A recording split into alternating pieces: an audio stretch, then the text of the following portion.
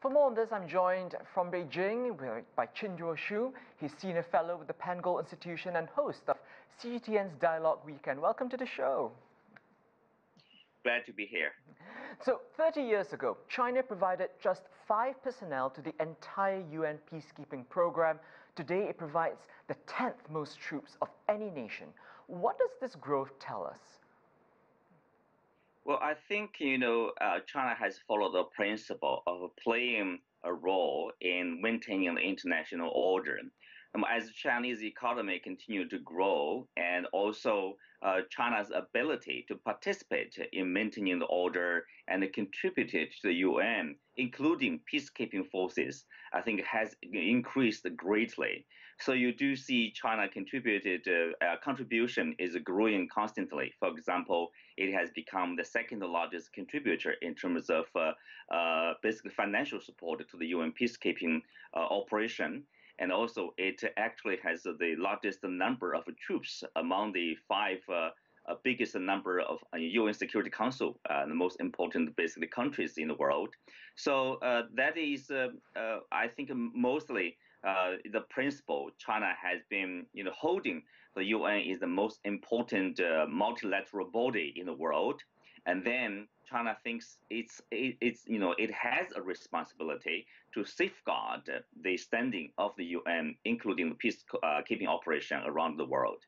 And Qinduo, you rightly point out that China is the second largest financer of UN peacekeeping missions. I believe it funds about 15% of the entire program. Now, the US is still the largest, but wants to cut back its contributions. Does it surprise you that China's increased efforts coincide with a waning US role? Yes, it's a bit unfortunate, probably. You see, because I think the U.S. is changing its direction. We know that the current international order, often said by mostly, the main, let's say, Western media often say, international order based on rules-based international order, is largely created by Western countries led by the United States. People say the U.S. is somehow working to damage the rules-based international order it created by themselves. That's very unfortunate. We see the U.S. withdraw from many international bodies, including, say, World Health Organization at the time of a crisis of COVID-19.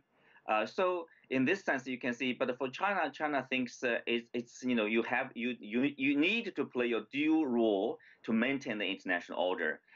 China as the second largest economy, so it provides a corresponding number of contribution, including the financing of the UN peacekeeping operation as the second largest contributor right after the U.S. So there is, I think, probably for China and the United States, obviously, they should work together. I mean, other countries need to participate more, but most importantly is these two largest countries, they need to work together to say, what kind of a global order we want to have, which part of the global order we need to continue to maintain and to keep it in good order. But unfortunately, this is not the situation, not the case right now. Maintaining international order, as you say, and yet there are critics who say China's contributions to UN peacekeeping are driven by a goal to exert its economic, perhaps political interests. Is that fair? How will you respond to that?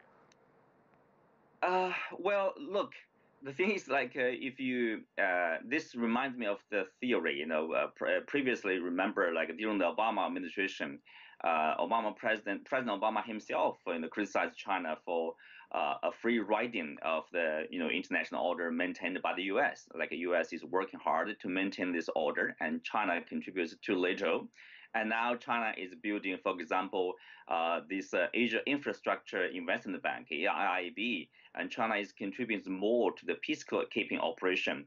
Then, basically China is contributing more to maintaining this order. And then you have people say, they are critical of China's activism, basically say, oh, you are for your own country's national interests. But I think, for China, of course, there is a national interest. National interest lies in peace and stability. For example, in African countries or in the Middle East, because that will help, say, investment and trade.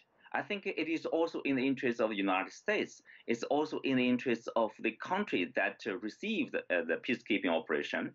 It's in the interest of the United Nations. It's in the interest of everybody. From that sense, I would say, every country, as long as they can, they should contribute as much as possible to the international peace cooperation, to maintaining the international order, because every country benefits from that. Mhm.